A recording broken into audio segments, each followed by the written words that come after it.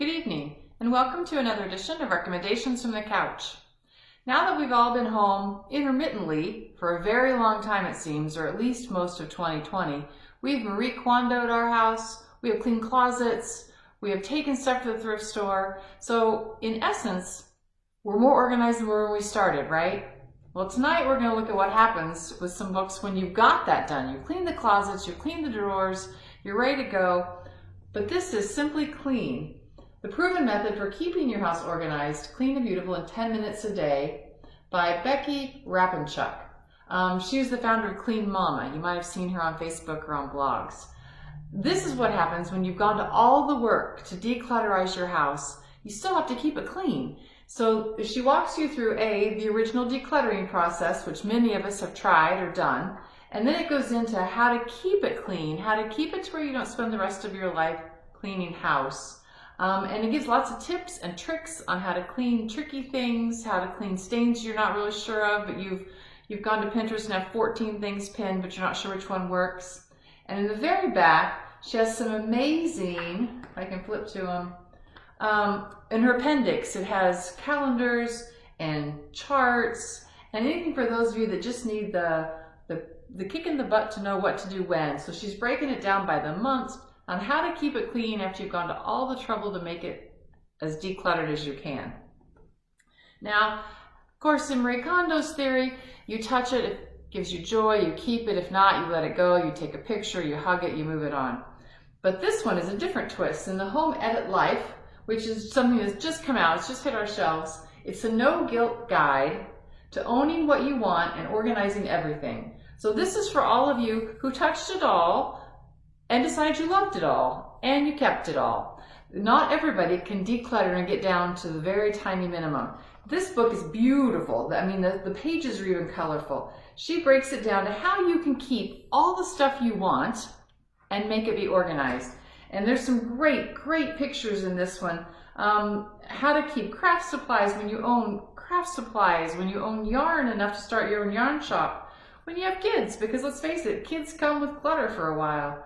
And if you're the one who owns shoes or handbags and you loved them all and kept them all, this will show you how to organize them so they don't take over your life. Again, beautiful book, beautiful pictures, inside your house, outside your house, whatever it takes to make you happy. And there's some in here that'll just make you laugh and they'll just make you feel good, and the colors are happy all by itself. So the Home Edit Life lets you keep everything that you touched and brought you joy. Now on the flip side, those who let everything go after they touched it, this is 101 Ways to Go Zero Waste by Catherine Kellogg. Now this one's a little more serious about the things, but it's literally a list. There's number 33, number 61. So it's truly 101 ways to make your life have zero waste. And that's not necessarily talking about trash. That's talking about being a smart consumer when you purchase things, things that how to reuse things when you can. All those things that you can do to reduce waste in general in the world. One of hers always kind of makes me laugh. It's like, you know, at the birthday party when you get the gift at the end when you weren't the birthday person, you know, the tchotchke to go home. She's like, what's the purpose? No one really wants it. We went to a birthday party. They weren't supposed to get anything. Anyway, this one has some great ideas. It's a quick thumb through. Wouldn't take long to read. You can pick what you need to know and take it from there. Now the last one is an autobiography called The Big Tiny, a Built It Myself memoir by Dee Williams. Dee Williams lives in the Pacific Northwest. When she was 41, she had a come-to moment when she was diagnosed with a serious heart condition that nearly took her life. She owned the huge sprawling house with all the extra rooms and the walk-in closets, and she decided that, you know, that was no longer what was important to her. And she downsized to a tiny house when tiny houses were just getting started. Now she owns an 84 square foot house.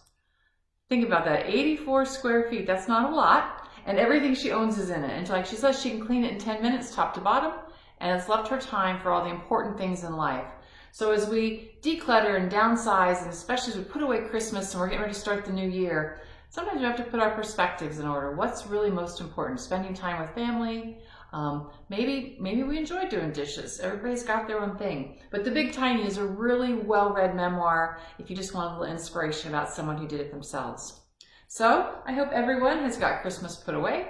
We're ready to start the new year. The library's looking forward. We're talking about summer reading, and we're looking at the future, and we're talking about our building project again. So be on the lookout for some news coming about that soon.